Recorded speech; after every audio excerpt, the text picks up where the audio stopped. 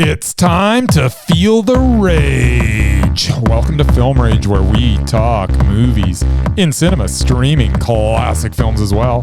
Directors and actors beware, as you cannot hide from the rage. My name is Bryce, and I'm part of the Film Rage crew, which also includes... Wait a second. I'm a crew of one this week. Jim is recovering from COVID, but don't worry, he's feeling much better. And Murray, well, no idea why he's not here. But I would think this will be a welcome change, as you won't have to skip all the Jim and Murray segments to get to mine, as this will be all my segments. Won't it be nice to be able to just listen to the whole podcast without having to fast forward through the Jim and Murray segments? So with the introductions out of the way, let's rage on. So, thanks to all that have been supporting us. If you love our independent podcast, please like, subscribe, share, and give us a 5-star rating on your listening platform. Or support us and join the Film Rage community by joining our membership at buymeacoffee.com/FilmRageYYC. If you cannot commit to a membership, you can still buy us a movie and dare us to see a terrible film. And you know what? We'll watch it. Now, let's get to raging. But first, a word from our sponsor.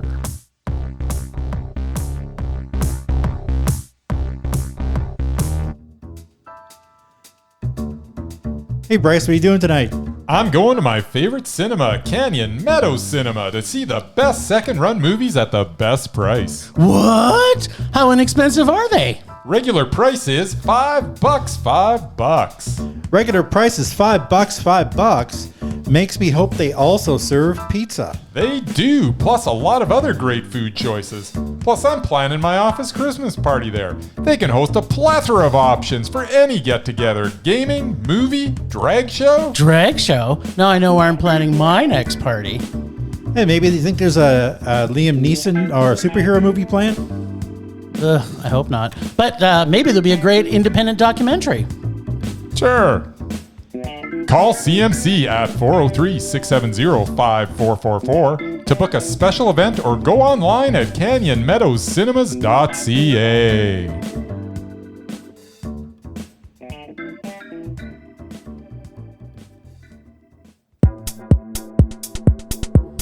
All right.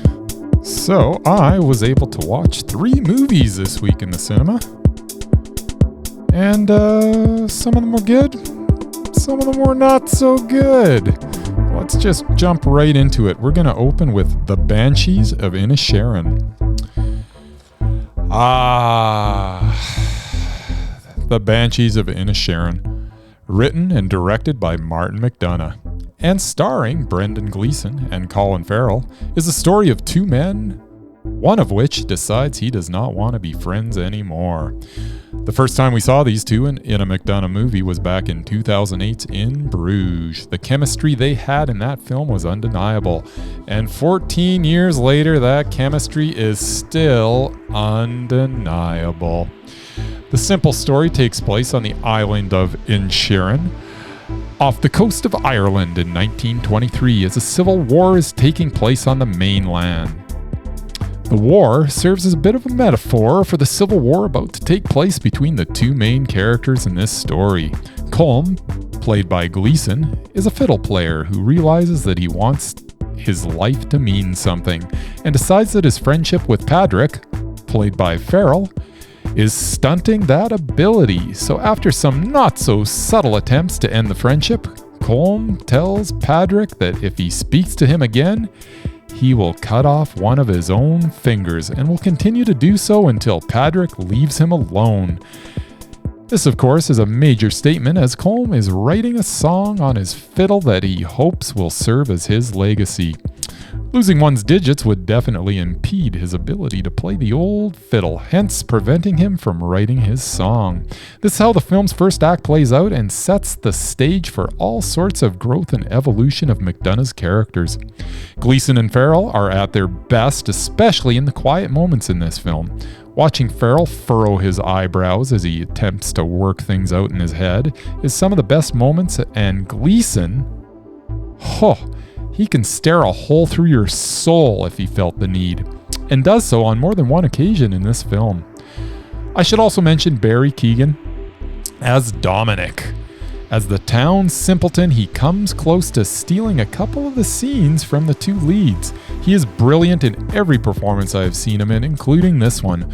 McDonagh has once again presented an unforgettable cinematic experience, from the cinematography to the music to the performances to the stellar writing to the amputated fingers being flung about. This movie delivers on all fronts. This movie was Mondo. I love this film, and I would be shocked if it does not make my best of 2022 list this year. All right, so from there, let's switch gears. Big time. Second movie we're going to review is Armageddon Time. Armageddon Time is the story of Paul, a sixth grader in 1980s Queens, who dreams of being an artist. The film seems to be well-intentioned as director James Gray shows us the innocence of a child give way to the realization that bigotry and injustice are ever present. There are some good scenes sprinkled throughout this film, such as the interactions of Paul, played by Banks Rapetta, and his grandfather, played by Anthony Hopkins.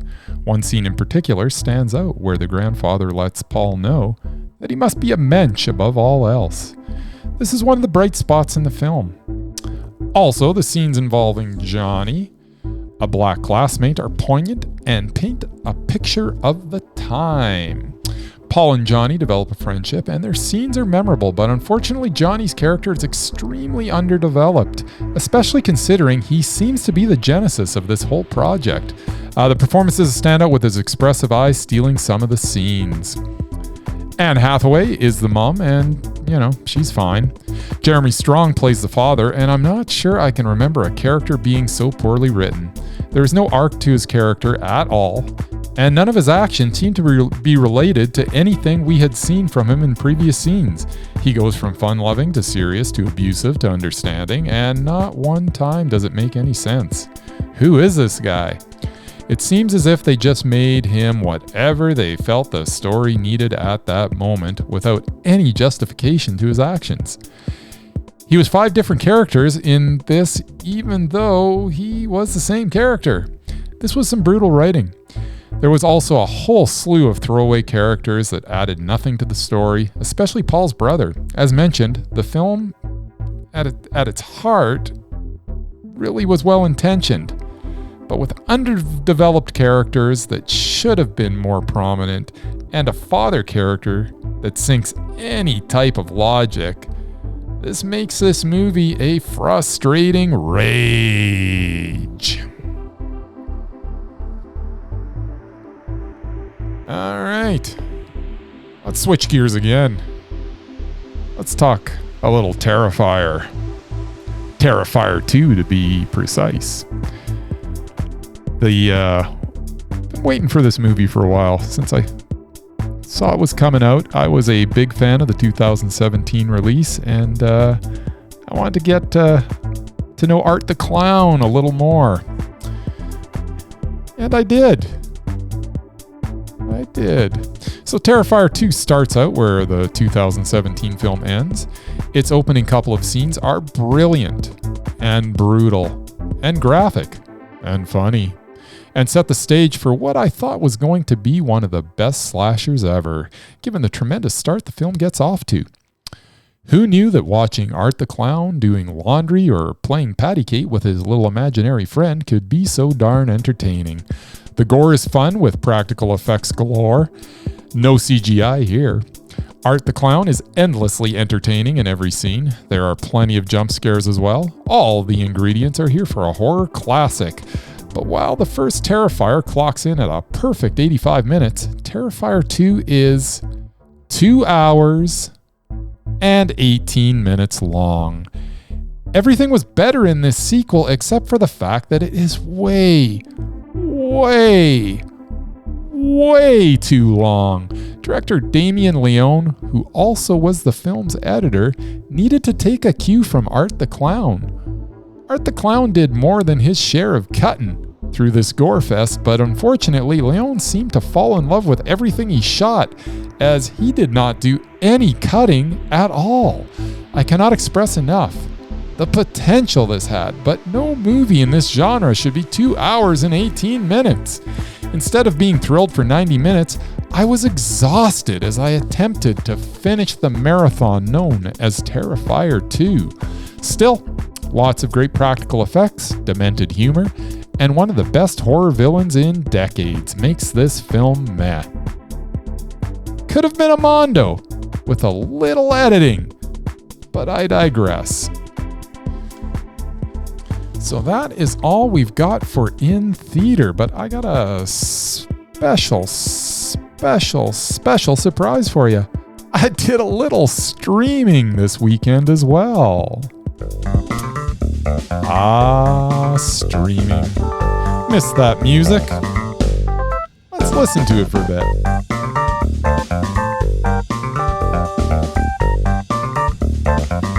Oh yeah.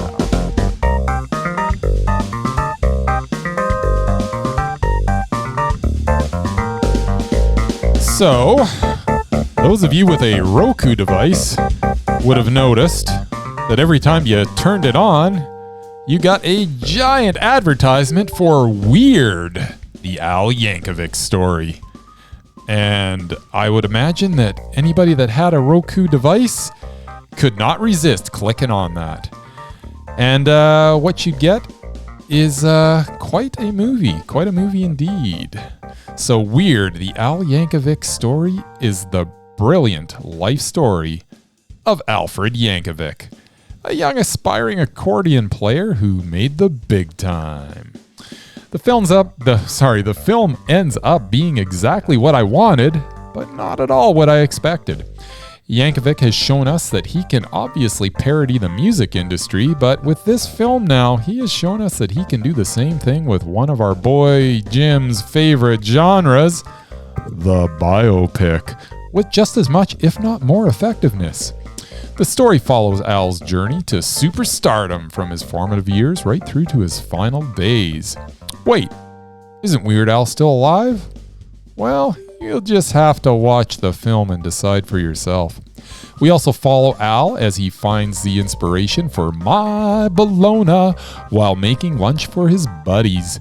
We witness Al get challenged by John Deacon of Queen to parody one of their songs at a party, which culminated in Another One Rides the Bus. Do-do-dum, dum, dum. Another One Rides the Bus.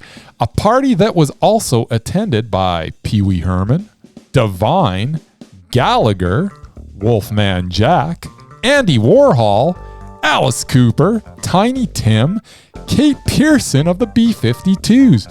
Frank Zappa was there. 2 members of Devo were there. Grace Jones, John Denver, Elton John, David Bowie, and Salvador Dali was even there. And at one point he proclaims, Weird Al will change everything we know about art. High praise indeed, Mr. Dali. From there we learned that one of Weird Al's biggest hits, Eat It, was actually a totally 100% original song. And it is Michael Jackson's Beat It that was, in fact, the parody. We also learned of Al's torrid love affair with Madonna, his excessive drinking, as well as his hallucinogenic drug consumption. So much is learned of the man who was the most popular recording artist of all time, and who was deemed by People magazine the sexiest man alive. This is parody at its best. Daniel Radcliffe is the perfect Weird Al, and you can see the joy portraying this character gives him. The film does not lose any steam as it rolls along, with the laughs coming at a consistent rate throughout. It has been a while since I've laughed this much while watching a film. I enjoyed this more than I ever thought I could. Weird, the Al Yankovic story was Mondo.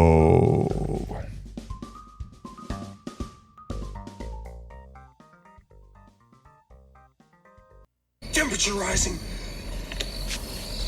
Vision blurring. Rage taking over.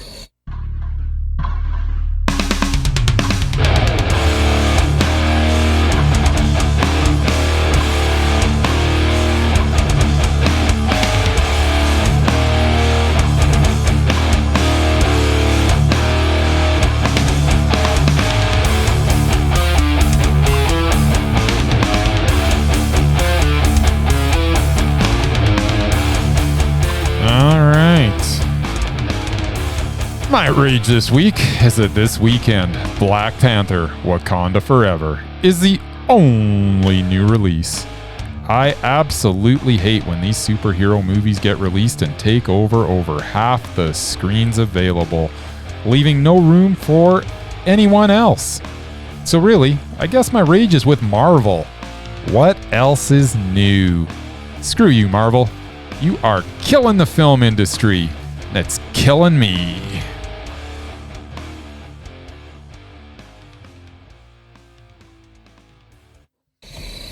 Rage subsiding. Pulse slowing. Anger fading.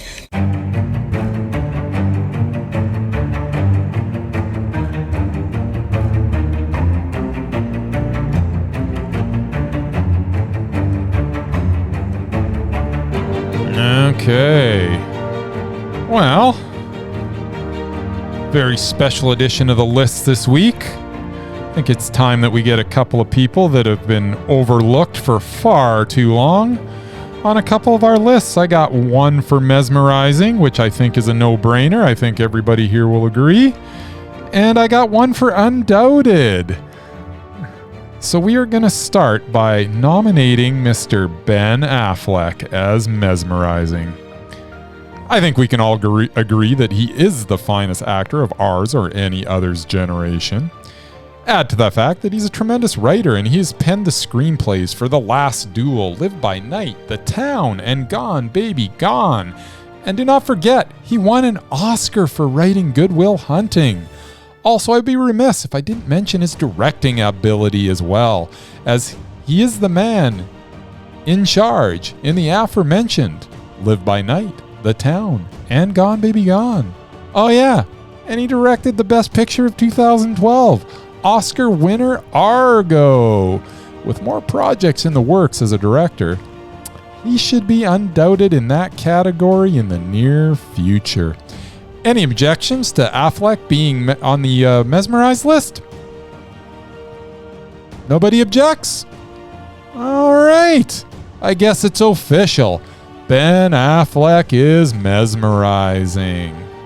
All right. And now for another person that is long overdue to get his rightful place on the Undoubted list.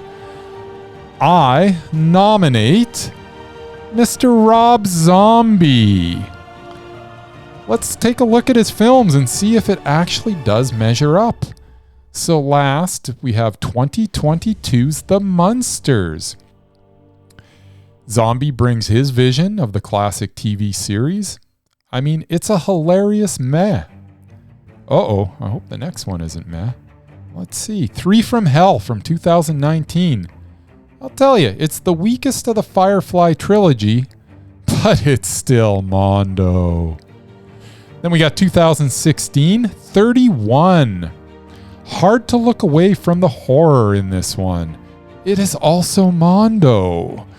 Then we got 2012's The Lords of Salem. So much atmosphere in this tale of demonic possession. What was this? Oh yeah, it was Mondo. We're halfway there. He is looking good. Oh, maybe we've run into a little bit of a hiccup. Halloween 2 from 2009. Well, for those expecting a copy, you will be disappointed. If you're looking for just a, shot for shot sort of retelling of what John Carpenter started, well, this isn't the movie for you. But if you are willing to let zombies' creative liberties stand on their own, you will see the brilliance of this film.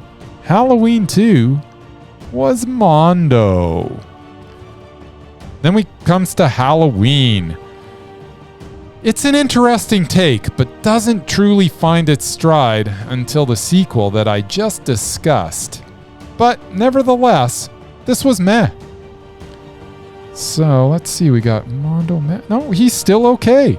All right, let's see, what else have we got here? Oh yeah, The Devil's Rejects from 2005. It is the second entry in the Firefly trilogy.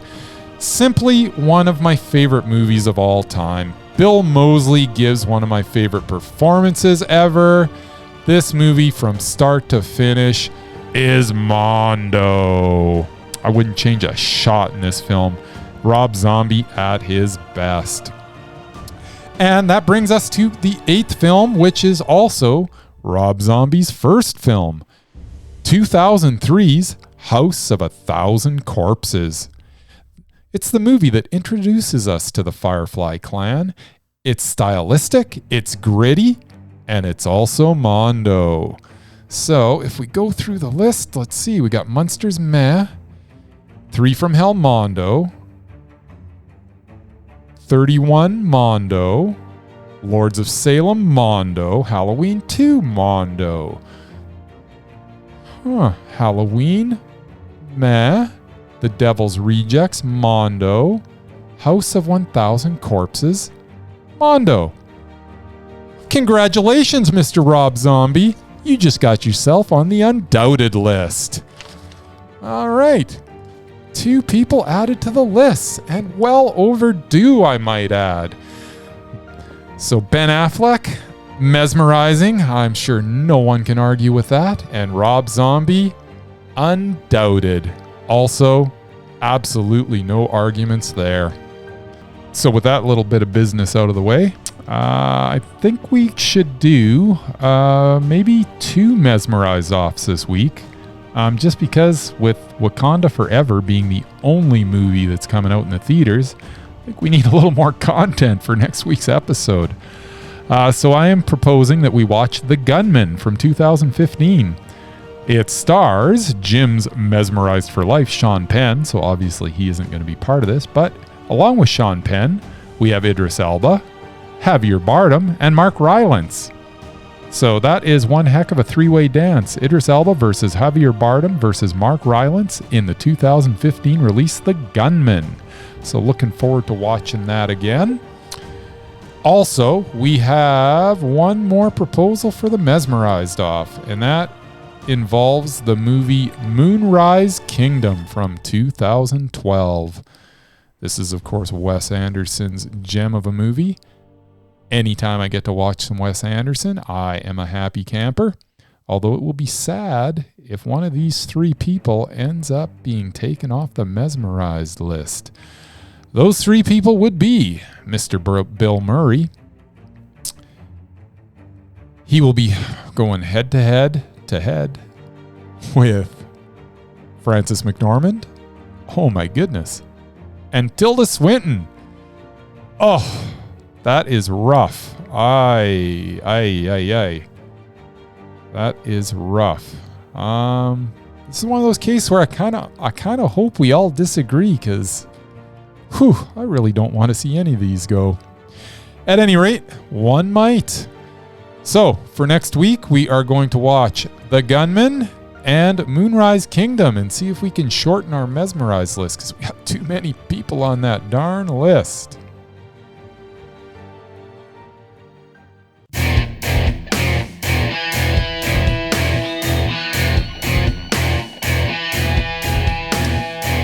Alright, so that brings us to the end of our episode. Thanks, Ragers, for listening. Thanks to the extended Film Rage family. You can see them on our show notes. Thanks to Casey from The Nerdy Photographer for the voice of Rager Dare. He will be returning soon to the pod when we are back to full strength. Find us everywhere on SM, which I am told stands for social media. Whatever that is. At Film Rage YYC. Social media. Find us everywhere on SM at Film Rage YYC. I'm sure some of you know what that means. Check out everything Film Rage at filmrageyyc.com. I know what that is. That's a website. I've been to it. It's worth checking out. At filmrageyyc.com, you can actually click on our merch site for Redbubble and TeePublic. We sell merch, apparently. I might have to pick something up for myself. Perhaps a nice hoodie. We're always wanting to make this a raging blast for all our listeners, so please comment, like, and subscribe, or send us an email to filmragecalgary@gmail.com. dare to see terrible movies to fuel our rage. But no matter what you do, please, please make us rage. Please, please. That's it for this week. Rage on.